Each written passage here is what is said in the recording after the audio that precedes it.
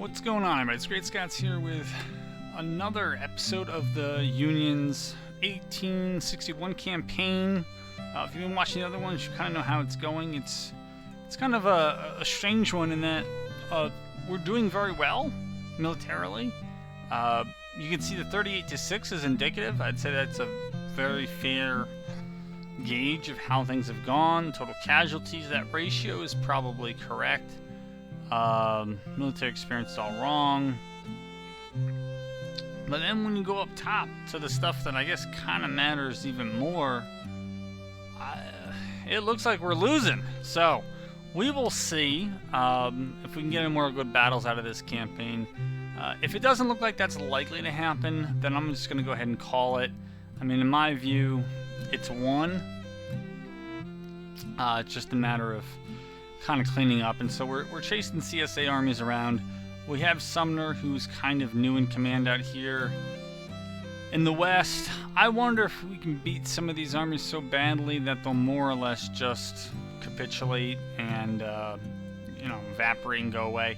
I don't know if that's possible yet, but we're certainly going to try. McClellan is in the midst of making his push here. We'll play it slowly while I'm going. McClellan is pushing into, as you can see, northeastern Kentucky. Of course, Nashville would be the target. After Nashville, my initial inclination is to move him down to Memphis. Puts him right on the Mississippi River, puts him in pretty close contact with the Western Army, and he's in a good position to threaten go Mississippi. Arkansas is already kind of threatened Alabama. Maybe even push down in Texas. I really don't know. The plan's not that well developed, but there you have it. That's two of the armies. Let's see, the third army. That is this one here, right outside of Atlanta. That's Patterson's. No real great plans with him. Again, we're kind of looking for armies to scrap with just to get a win. But I may move them up to Chattanooga, build a fort, and then look for other areas to build up forts just to reduce the CSA's ability to come back in and take back at no cost what I've taken in some cases at pretty heavy costs. So that's the overall idea. We are going to play it fast here. The Fourth Army, which was it was McDowell. I know that. Just gotta find. Ooh, we have a garrison that somehow has earned a perk. I don't know why, but we'll give them engineers and mechanics. It wasn't these guys. That's a fort.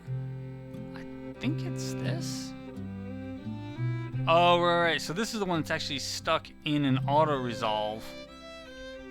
It must be with Fort McAllister here. So that's our four armies. At the end of the last episode, I did some recruitment, I think in most of these armies. Maybe not all, but in most. If McClellan has paused up here, no, we're gonna hold off on building a fort. I'll move him into Knoxville, and then once he's in Knoxville, if I can ever zoom out. Once he's in Knoxville, that'll be a place to build a fort, but just to harry their ability to move back into Virginia, North Carolina, I'd like some of those speed bumps in the form of forts.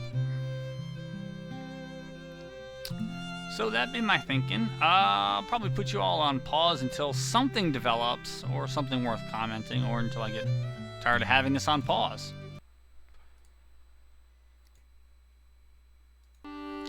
So, some minor updates here.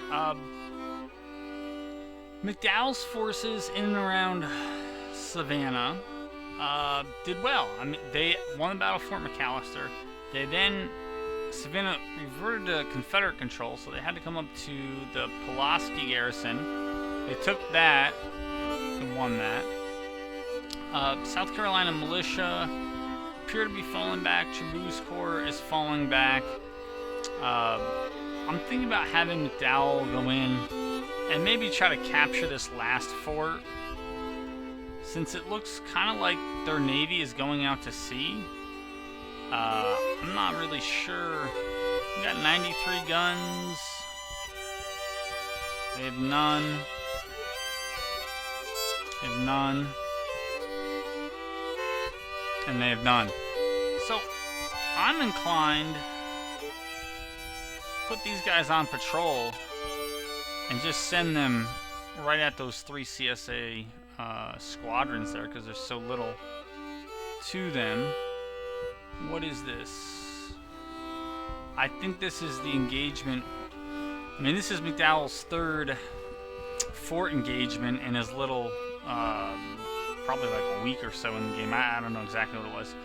Over here, we had a call on audible. So, McClellan was being sent into Knoxville, and then I look up and I see that, alright, so there's this one CSA force, Army of the Northwest, and they look like they were creeping back towards Virginia. And then I looked up a little bit and I'm like, oh, and Hampton's division is up there, and and the Army of the Potomac. And so this is why it matters.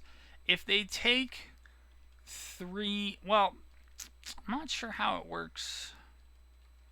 Actually, I don't think it really matters so much on the CSA side, because we've already formed West Virginia, so I don't think they can unform it or have it secede. I thought maybe they could.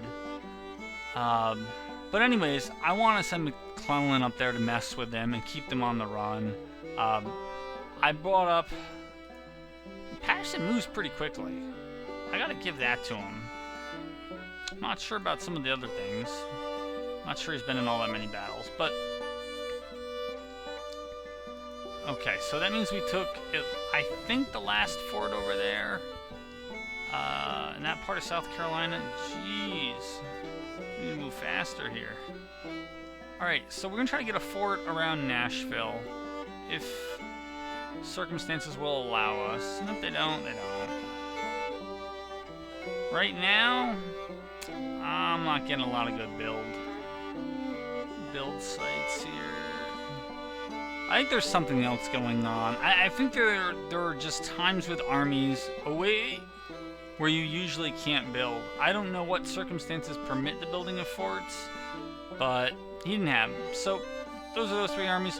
Over here, it's always kind of a slow go, just because I don't think there's any rail line between Fort Smith and Little Rock, and so it's just all marching.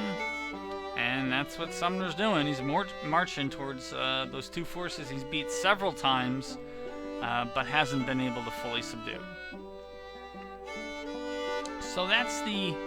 Whoa, now what's this? If you saw those red lines, it looks like the CSA's getting a little tricky here. We're set to offensive. So I don't know if we're doing anything here.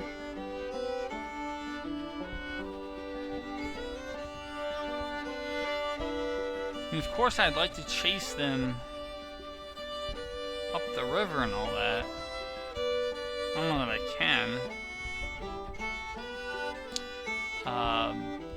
But there's that.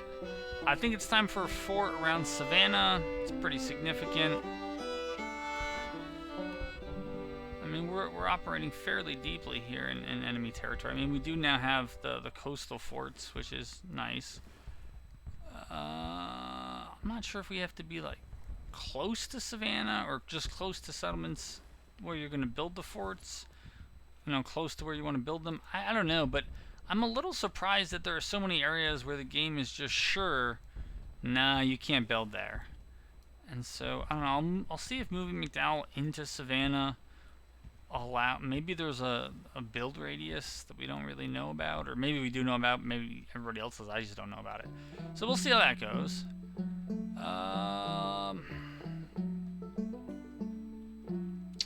Alright, so we got a fort in Nashville, that'll certainly do. I really kind of want to finish what McClellan was working on, which is going in... Now there are 3 CSA armies over here. And again, I don't think any of these are significant. And if they are, that'd be great. Make for an interesting video. But we're looking at maybe 5,010 guns. Probably less than 11,000.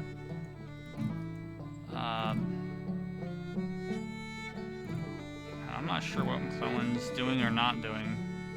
He does have orders to move up here. I'm not sure if he's going to follow them, but... I try to turn down or off most all of their initiative if I can.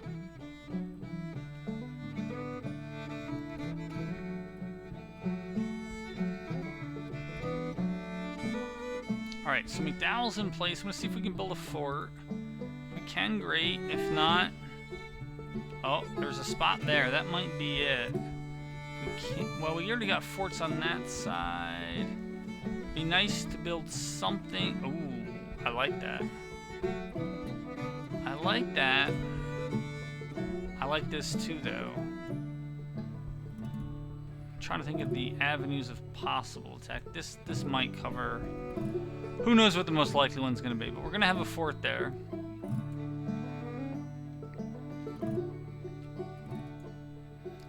Fort at Chattanooga.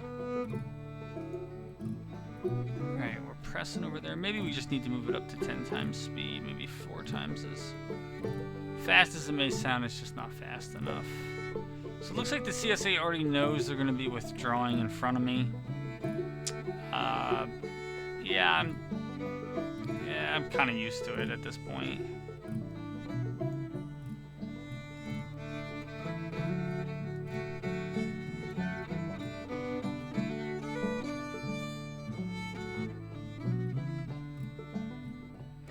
Have going on here? It looks like we have one of my armies. Oh, they just marched through me. I don't know if it was because Pennsylvania was set to defensive. Honestly, the numbers don't really bother me, but, well, the numbers of men don't bother me, but the 23 guns, and that's a force that can do something. We'll send him after Cable's army. This time he'll be in offensive stance. Hopefully that's enough to bring him to an engagement. Find out where McClellan is. Alright, McClellan is moving.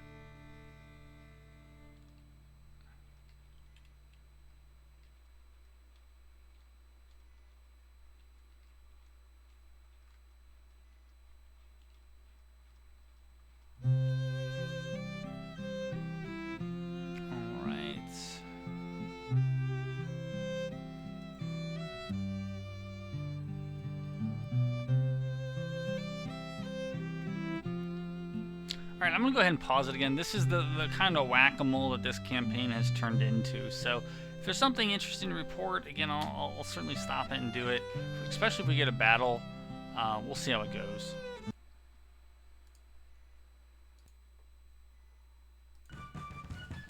So, we are in contact with Hampton's division, which is not led by a guy named Hampton. It's always Magruder.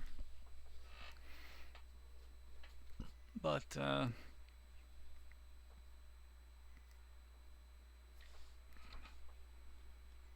yeah, we'll see how this goes. 6,000 men and no guns is the report. Alright, you see that they're at the top here. Get that scroll speed down.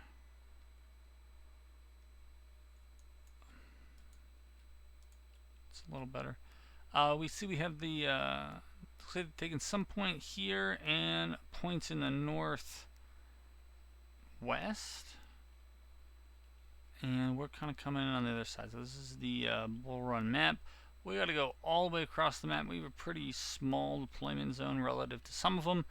So as usual, I'm gonna set up. I'm gonna deploy, and once we get into it, I'll bring you back in.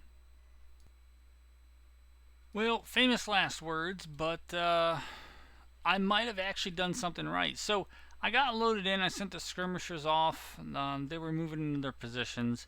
And I detached wood. That was the cavalry. And I said, well, you know, where are they going to go? And so I looked at this little red star and I said, you know, chances are they're probably going to come toward me. They've already entered the field. This is probably the way they're going to go. And so I set up McClellan's army, the actual line portion of it, should be sitting right here at Grigsby's farm and along the Warrenton Turnpike. So I'm not going to touch that. We'll see how it goes. I sent Wood's cavalry, which is making its way. They're a bit far. You know, if the CSA keeps advancing in this direction, they're going to be way too far away to help. So I guess the right move is to maybe stop. I was going to let them run it out, but now I'm thinking they're probably going to be way too far away. I believe we have 5 skirmishers. I'm not sure why I'm only seeing 4 at the moment. Could be that we don't actually have 5. That's probably the most likely explanation. But assuming I didn't miscount, I'm not sure exactly where they've gone. And Wood may just be so far away from McClellan that they're not going to. Now, I did not realize. Oh, it's not late at night. It's early in the morning. That's what this is. It's 4:30 in the morning. So this has got to be a heck of a way to start your day here. Hardtack and hot lead. All right, we'll get the skirmishers into position. I guess he got there too soon.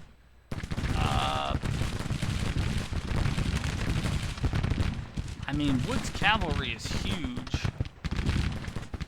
These guys were feuding, and well, now it looks like they're fleeing.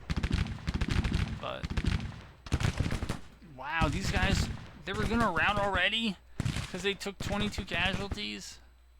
I'll draw them back, but we need to have a word. Private command conference later with Davidson's unit. Find out what's maybe Davidson, maybe his unit. I don't know. Anyways, Wood should be moving into position eventually. I'm gonna let McClellan and company finally get into position. I have still no idea what happened to that 5th skirmisher unit. So I'm guessing it just didn't exist. Or I'll find it later. But sometimes it's hard to see the little blue, because it's, you know, Union skirmisher. It's hard to see on the map against some of that green forest. Alright, they're stable now. Well, that's good. Alright, so the CSA is now pressing. Fine. Actually, great. Better than fine. Wood's guys are going to get there. They better get down. Yeah, these guys don't have the perk that allowed them to use loose formation. I didn't really want them to go up to the fence. I wanted them to stop in the wood. So they're not going to be in the best position you've ever seen, but there they are. Alright, Davidson's stable for now. We're still waiting for all this stuff to get up here. You know, oh, this wasn't the unit I had big concern about. I was concerned about, I think it was maybe Cable's army that had all that artillery. Nah, it's a 4-gun battery. It's not my biggest concern. And now they broke because they took 15 casualties. Well, I guess that's a way to deal with skirmishers, is make them break when they're taking pretty light casualties, and that'll help. But I'm a little surprised. All right, so Wood's drawing back to the Wood, and McClellan's forces are getting into place. I don't know that I'm gonna, you know, I don't even know why I'm trying to fight him here. I was trying to delay him, and that worked, but now it's just not really worth it. I want him to come back to this field. I don't know if anybody's going to be able to rally them. I'm going to have them stop skirmishing, and that might be able to draw their skirmishers back into the parent unit. And we'll fall back and see if we can get them. Alright, we can move it up to 10 times speed. Well, we're getting wood out of there. Alright.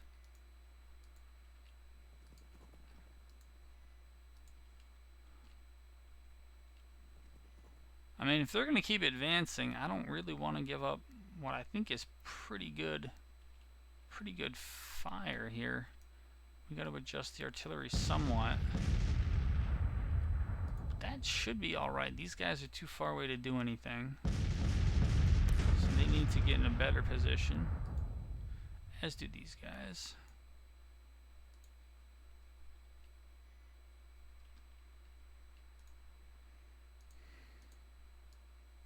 Okay, you need to face forward. I think cavalry's not yet dismounted.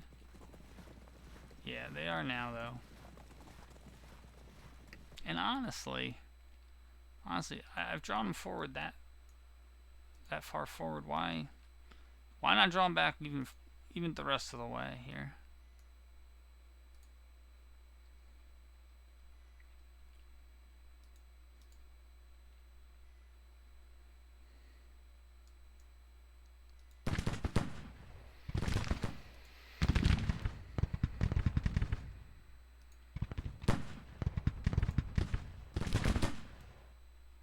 Alright, so I think wood might be outranged.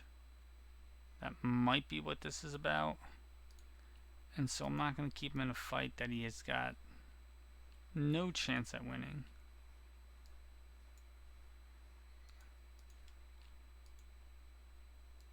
I don't know how things have gone. I haven't checked out the casualty report. That seems very high. Again, it seems very high.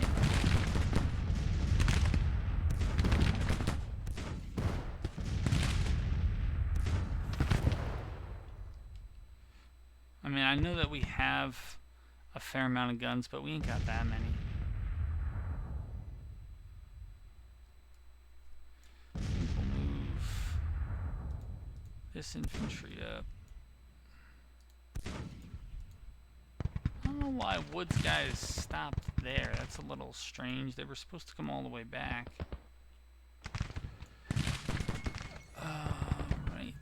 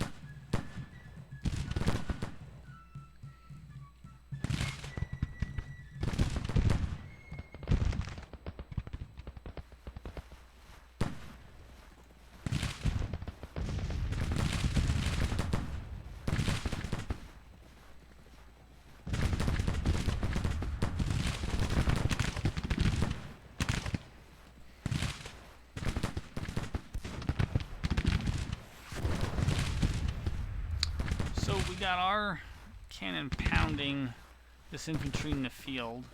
They're not up super close. These are still pretty ranged shots, but we got 23 guns and... What? I don't know what that's about. First division's not broken. We got 39 guns there. Alright, now Davidson's detachment is a little bit more understandably beat up. I sent this unit back to skirmish with their artillery, which is in the woods. I don't know. They seem to be getting probably the better of that engagement. But I guess they were.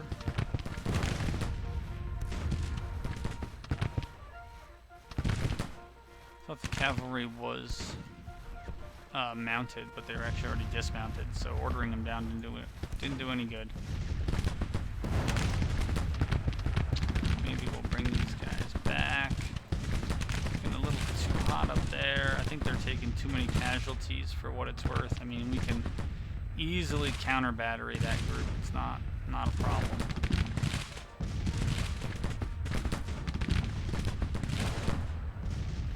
Try to get some experience for these guys.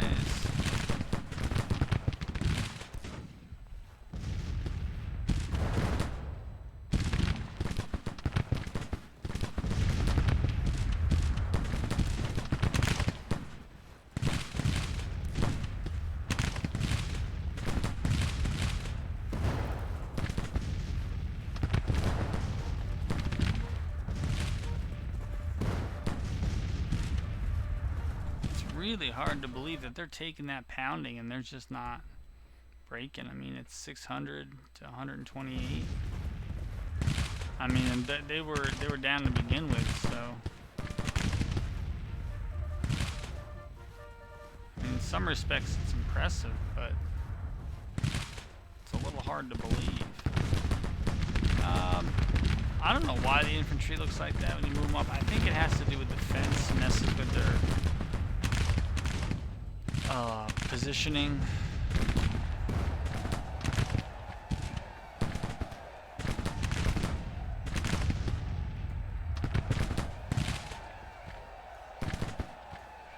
I'm not sure why those skirmishers frequently will fall back.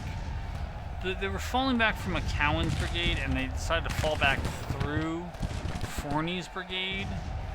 And it's probably one of the reasons they're taking pretty significant casualties. Not the only one. Jones's detachment's not following their order to move back. These guys are moving, but a bit slow.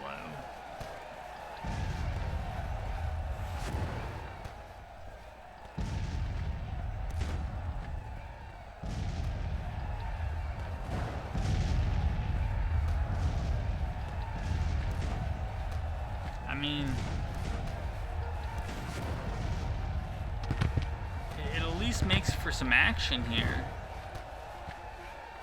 Sending Forney's 2,200 guys up.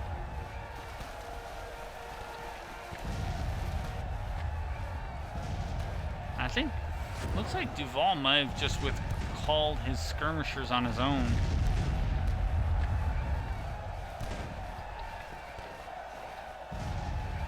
I'm not sure what DuPont's guys are doing. I mean, usually skirmishers are very responsive. They kind of immediately move where you want them to.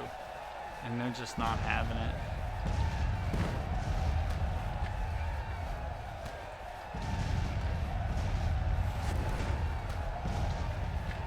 Looks like we got a melee over here. Or maybe the Indiana Brigade just ran right through them and then stopped.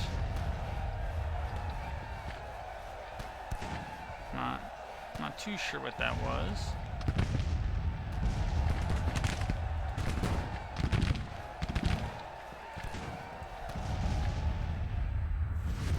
Again, this is one of the problems with constantly having the commanders at the back is that, you know, the artillery, in this case, it's got pretty good range, and so it's doing what it's doing, but it takes forever for the infantry to get the orders. Alright, 200 on our side versus 700 on theirs. It's certainly a win. Was asking for a fight, and we got one.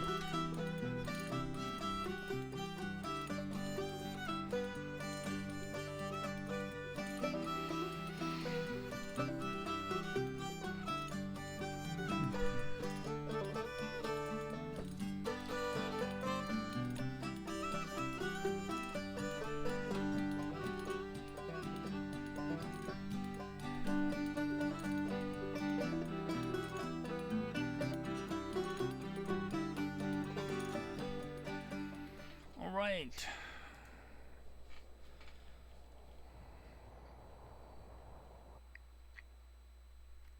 So that was down here.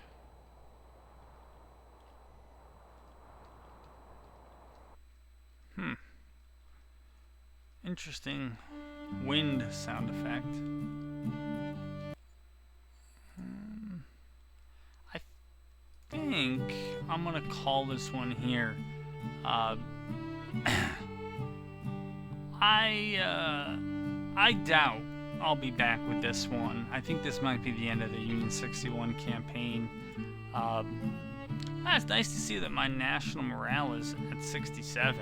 It seems like every time we win, it goes a bit lower. So I'm also not sure that we've won. You know what? We actually might have won 43 battles because there are a bunch of garrison battles in there that I think were done off video. The morale of their armies is still 94. I mean, it's incredibly high. When you fight as a CSA, it won't stay that high. So, yeah, I think because this campaign has turned into whack-a-mole and not even like interesting whack-a-mole, I'll probably move to the CSA 62 campaign. I've heard things, I've read things that indicate, Union will be sufficiently large, will be sufficiently large. We should be able to get some good battles, so I'm really looking forward to that.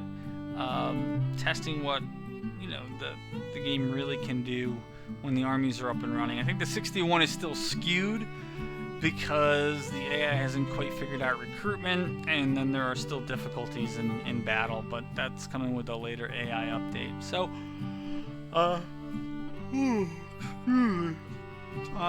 it was enjoyable playing as the Union.